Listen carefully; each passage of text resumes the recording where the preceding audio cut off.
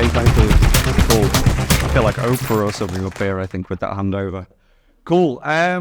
Right, so really excited to be here tonight because I love building communities. You'll hear a little bit more about myself and obviously background in a minute. I love community design and sharing hopefully top tips. So again, I'm hoping that you guys all get a lot from this tonight as well. And ultimately, I read this kind of like article recently and it said that most people zone out after a few minutes of listening to any talk.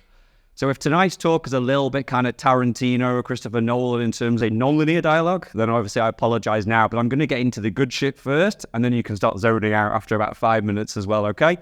So hopefully I'm not going to take up too much time, but you'll see hopefully some really actionable tips if you're looking to build a community, recharge your community, take it to the next level. And again, like I said, come and grab me anytime you want to talk about this. So let's just get into some key principles when I'm actually coaching people on building communities about what you should be doing in terms of community design. Like I said, straight into it. If there's only 3 things you take away from today, this is what I would say is very, very, very important stuff. So when you're designing a community, obviously really think about the user journey. We all know from building products, from building communities, from building projects, that the user journey is really important in that. But have a really good think about what the user journey is like for the actual member. You know, it's a bit like if you have a map or something like that and you're trying to get somewhere in a destination. Do they know how they enter the community? Do they know what they're supposed to be doing next in the community? Do they know how to go down this road? Do they even know why they're there? So really be thinking a lot about the user journey and how they can evolve to the next stage all the time. Are you signposting it enough? Are you basically making sure that they are very, very aware of what the next stage is? And again, they can follow your narrative as well. Is your community building on your brand and is it unique? I probably look at about 50 communities a week and like some of them are like ridiculously boring. And again, you know, that isn't a slant to them, to be quite honest. Basically, some of the brands and projects are really good, but the community does not match up. Yet some of the brand is like really works really well with the community that's actually on offer as well. So when you're kind of doing your community design, think about how you can put some elements into there that really reflects your brand. And again, I'm going to talk about that in a minute as well. And this is what I always like to share with everybody is community market fit. Now, obviously we have product market fit where we're all trying to get to in terms of making sure that what you're building actually reflects the person who's going to buy something. But community market fit ultimately means, are you serving something which you want people to actually enjoy and actually be actively taking part in it? So this is why you should be doing things like from day one, when people enter into your community, you know, why are you here in the community? What do you want to achieve from the community? What could we do? What do you like about other communities? Get as much qualitative and quantitative data early on. Survey every single month. When you do an event, find out exactly what people liked and what they didn't like. And always be thinking about evolving. Community market fit is one of the very most important things you can be working on. So who am I? I probably thought I should maybe just wang this in after those tips anyway. So I guess I'm an OG in terms of community building. I've probably been head of community for about 5 companies now. Yelp was a big one, obviously UK and Ireland, also kind of co-managing EU and APAC. I headed up the WeWork Labs Accelerator program, coaching many startups. And I've also done loads of consultancies for firms like Deliveroo, PwC, KPMG on startups and community building as well. But like I said, now I've actually leapt straight into Web3 as well over the last 6 months because it's so community-led that it basically obviously is the future. So here's a few more tips, you know, that you're going to hear from me in a second as well. There are all these cliches about what community is. It's about belonging. It's about feeling part of something. It's kind of getting something you can't get anywhere else. This is all true, but I think that's hopefully fairly obvious in the modern day age. So I don't really need to talk about that. But what I do want to kind of share with you is a few more tips as well about when you're setting out on community design, the main areas that you should get right from day one. So the first thing is onboarding. Obviously, first impressions really do count in everything in life. I think in terms of onboarding, when you're actually bringing people together, make sure, you know, they've had a chance to meet you at an event. Make sure they've had a chance to meet some of your most senior community members. Make sure they've had a video from day one. Make sure they're very clear about what they're going to be doing over the next 3, 6, 12 months in that community. If they have no idea, then they're probably just going to drop off really quickly and have no idea. So like I said, onboarding is super important to get right. Big fan of this second one here as well. And this is about values. So again, we all know what the values are in life. I don't need to really explain to that, but I think it's really important as well that you are really focusing on the values and making sure you're going out there and finding the right people that fit those values, because they will be the gatekeepers and maybe the torchbearers of your community, your product. And again, helping you kind of like just, keep the spirit of the community going. It's not just you running the community. You can get 10, 20, 30, 40, 50 ambassadors and helpers spreading the word. But if people don't know the values, then how do you then spread that to more people as well? And the knowledge exchange is really, really important as well. It's like if these 2 guys here were basically part of my community and these 3 guys were here as well as part of my community, if these guys left and these guys just joined, who's actually kind of keeping the values and the knowledge that's in that community going? If you have a leaky bucket and it's all about bringing new members in, but your old ones aren't happy, then you really need to kind of work on kind of like making sure there's a knowledge exchange early on. So what I try to do is make sure that I can get some of my older members connected to my younger members who come in, so as they can have calls with them regularly, so as they can kind of get them on, so they can help them on board as well. So you're not losing all that really valuable knowledge that's in there as well. Like I said, a community is a deep, thriving thing that needs watering. It's a bit like, we can plant all these seeds, but you've got to water it. You don't want a leaky bucket. You want to be bringing new members in all the time, but you want to make sure that your older members actually stay part of this as well. And let me just make sure I haven't missed anything. Oh yeah, of course. Always be innovating. Nothing is worse than a really, really boring community where nothing happens and changes, because people's time is, people are busy. Their time is really, really unique. So you need to always be looking about new ways to, to engage people, to get them really excited about what you do. That is a big thing in terms of how, you grow a community, you innovate, you learn from other places. But again, you don't have to rest on your laurels and just do the same thing all the time.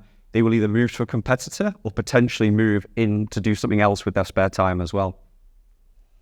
So, like I said before, I'm an OG. I've probably been building communities for about 15 years now. If you catch me for a beer later on, you'll see there's a lot more grey hairs in this beard, actually, from down there than there is hopefully up here. But in the old days, working in products and startups and all this sort of stuff, we just got a reputation as the community builders, as being the guys who blew up the balloons and, hung out and had a few beers. And that probably wasn't too far from the truth, to be honest. But there wasn't an awful lot in there. And we try and get some volunteers together. And this was even in the Yelp days, I'm talking probably, 6, 7, 8 years ago. But really, it was a case of just like putting these things on and just hopefully doing something that brings the brand alive, something a bit more exciting.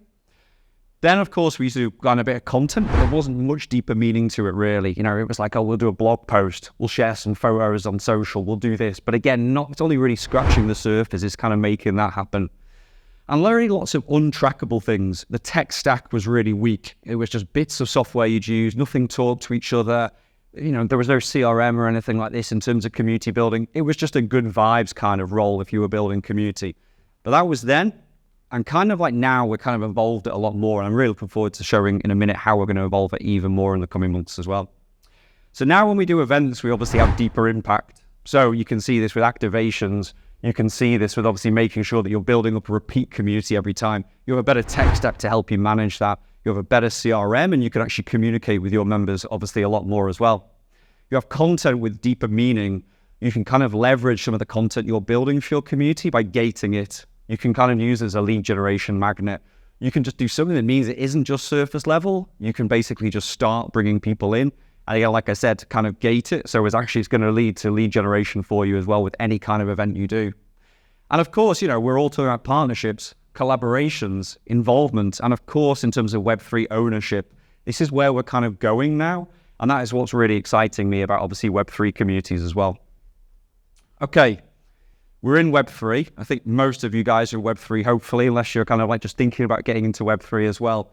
But what I really like about where we're at right now, and like when I'm saying about Web3, this is almost like the cutting edge of what's actually happening. I'll share some Web2 brands that are getting into Web3 in a minute and why they're excited about it.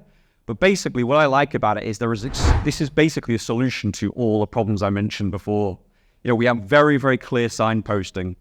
We do things called smart funneling. And again, I'm going to share with you the kind of product that I work on with Zeely, and that basically helps to funnel people towards a solution for them as well. There is a very clear narrative which you've got to build in community building, which again, I'll talk about in a second. And of course, this is what really gets people excited as well. It's those kind of on-chain activities. It's the kind of Discord integration that joins every single thing up. It's about looking at analytics and actually having all of the software joined up and making sense. It's about gamification. It's about kind of making sure that, again, like I said, people know where they're on the user journey, but they're actually getting rewarded for every single thing that they do as well. And I think as well, probably number one thing that really excites me about Web3 community building is this global access. You know, some of my best ambassadors that I work with are in Nigeria, in Indonesia, in Ukraine. It's really exciting now to obviously have these global communities everywhere. And again, it's a meritocracy. Really exciting people with different viewpoints, not just the person who lives down the road. It's people who actually, again, have this wide, like network ability, want to get involved, but we're just giving them access now. Opportunities for all, like I've just said. And like I said, really, really happy that everybody has a voice as well. So I'm conscious of obviously not wanting to turn this into some massive kind of brand thing, but this is Zeely who I work for, and I would check it out if I was you. Zeely.io. Now, we used to be known as Crew 3, if you may have heard that, but we had a rebrand a couple of months ago. Thankfully, nobody set fire to my house, but it was kind of like getting close out with Discord messages and stuff late into the night when we did the rebrand. But basically, Zeely is a funnel. It's a community building platform. What it does is, like I said, all of the stuff I've just told you about, which is about kind of like, a really difficult user journey to build. How do you reward community members? How do you signpost into what they're to do next? Zeely solves these problems. So look at this. This is Star Atlas, and this is a Web3 game, massive. I've been working with these guys in Cross the Ages, which is another Web3 game over the last few weeks. And these guys have been doing a lot more storytelling in their mission. And what they do is they do quests. So every time a community member comes on, they have one link, and they then go in order, quest to quest to quest to quest. And what that basically means is, once they've done something, they unlock a new area to do that you want them to do. And I'll explain that a little bit more in a minute. When they do a quest, they get XP, they get potentially a Discord role, they get a higher level of achievement in the community, they unlock NFTs. And like I said, they're getting this as they go along in the different quests that they do as well. Now, we use this for our own Planet Zeely one as well. So I had an idea because over that kind of mission, we want to build the world's biggest Web3 community. Whether we get there, I'm not so sure, but you've got to have this kind of grand ambition about what you're trying to achieve. So Planet Zeely to us seemed like a really kind of cool thing to do. It was a case of bringing people together with lore, telling a story, getting people excited, hopefully making it something which people really want to get involved in. And as you can see, we've broken up all these different sections into something that becomes a storyboard. So, like choose a character, crewmates, mission X. I'll explain what that basically means in a minute.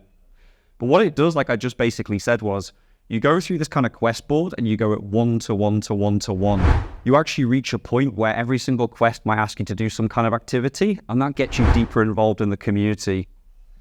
As you can see, this stuff might actually look like it's quite superficial, and you're like, why am I part of a space story?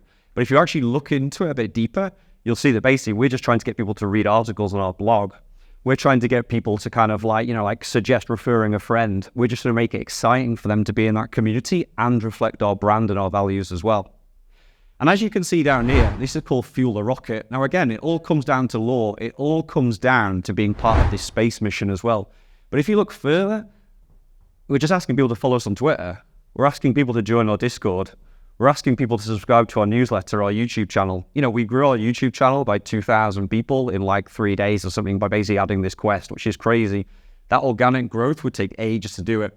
So like I've said earlier on, you basically ask what you want your community to do. They will do the quests and follow through in that mission as well for you. And you can put anything up there. It's a blank canvas, but you will see these templates that we've kind of handily put here, just so again, you're not kind of like left out in the middle of nowhere. And for this one, I just want to show at the bottom here, this is how we're using Zeely to leverage an ambassador squad. Somebody applies because they want to be Zeely Silver. They've had to work their way all the way down the board to get here, so they're already engaged. Then they click on Silver or Gold. They apply to become an ambassador, fill in the type form. We then get their data, grab a quick call with them. They're really engaged, and then we ask them to be an ambassador and do regular stuff for us as well. So from a board, you've got them to follow all your social channels, do activities for you, engage in Discord, be connected to our Discord bot, and then become ambassadors. And you've already built a really strong community as well that keeps thriving as well. Now, I know I'm kind of short on time, so I'm just basically going to show you a few things because I literally discussed analytics with you guys well before. I didn't have any analytics when I started at community building. This is how deep analytics go now in one kind of platform. So we know exactly how many members have come into our community over the last few days. We know exactly how many quests are being done. We know how many pending claims there are. And again, we can just basically manage it all and just make sure that people are actually doing the things we ask them to do. And again, you'll see from this next slide, what the top quests are doing, how people are performing. If you've put stuff out there, like, is it actually being worthwhile and useful to people as well? I get my community team to review the quests. I mean, we have automation, so basically a lot of the quests can be automated from their Discord, but there's also automations for loads of other stuff. But some of the manual stuff, they will mark it off on quests as well. But as you can see, there are loads and loads of quests being done, and this is just in the last 7 days as well. And again, of course, we can tell where people are actually coming from, not only through URLs, we can tell where the countries are. We can also kind of cross-reference them with other communities in Web3 about exactly where they're members of as well. So we can do partnerships events with those. We can reach out to them and hopefully, again, really kind of like leverage, everything that we're doing just to hopefully build communities as well. So like I started off by giving this talk, user journeys is really, really important. It's kind of like all about kind of making sure that you're building a narrative with people. And it really is a case of offering them something that they want. And again, I'll share that slide with you guys in a second. But again, here's just an example of reviews. Now, I promised I would show this with you. And this just shows how a big legacy brand like Michelin is getting into Web3 right now. We've been working with these guys recently. Michelin, how old would you say they are, Andy? 52 years. There you go. That wasn't a quiz question, by the way. There is no Michelin t-shirt or something here, but God knows how wrong. But it's an old brand, isn't it? They're not even Web2. They're just an old legacy brand. But they're moving into their Web3 strategy right now by basically using Zeely to kind of build these quests. And what's really exciting is they have these quests where they're trying to activate people all around the world to go around there and take photos of Michelin star restaurants, and they get XP for that. To take pictures of Michelin cars. If you're at the Le Mans race that was on like a couple of weeks ago, you upload some proof that you were there. And if you reach a certain amount of XP, you'll then get on their whitelist, and you'll also go into prize draws and raffles as well. So this is a really, really good use case about how Michelin, a classic brand, are engaging a community around Web3 as well. So like I said, I think we're going to see a lot more Web2, this Web 2.5 thing actually happening now as well. So just to finish off, like I said before, please do think about user journey. It's so, so important for me, definitely, especially when I'm part of a community. Think about your brand. Is it unique? Does it reflect your brand as well? And always be thinking about community market fit. I think from my perspective, if you're just part of some wishy-washy community, I have no idea what it is, then you're going to fall out of that pretty quickly. But if you keep talking to your members, finding out what they want, it's super, super important as well. Two more things. Final thing is, if anybody is setting out on a community career, please never hesitate to give me a shout. I'm very, very passionate about this industry. I will always try to help people if they're just getting started. Very, very passionate, like I said, about just helping people in terms of getting into this, because I do love working in community myself. And again, for any kind of brands who are thinking about getting into kind of like community, again, give me a shout. Agencies, these sorts of things as well. So I'm always happy to chat as well. And you can reach me here on obviously Telegram, or give me a shout on LinkedIn. I did have a Twitter until I just kind of repurposed it for work a couple of weeks ago. So who knows where that's going to go. Cool. I think that's it. Thank you. There we go. Good.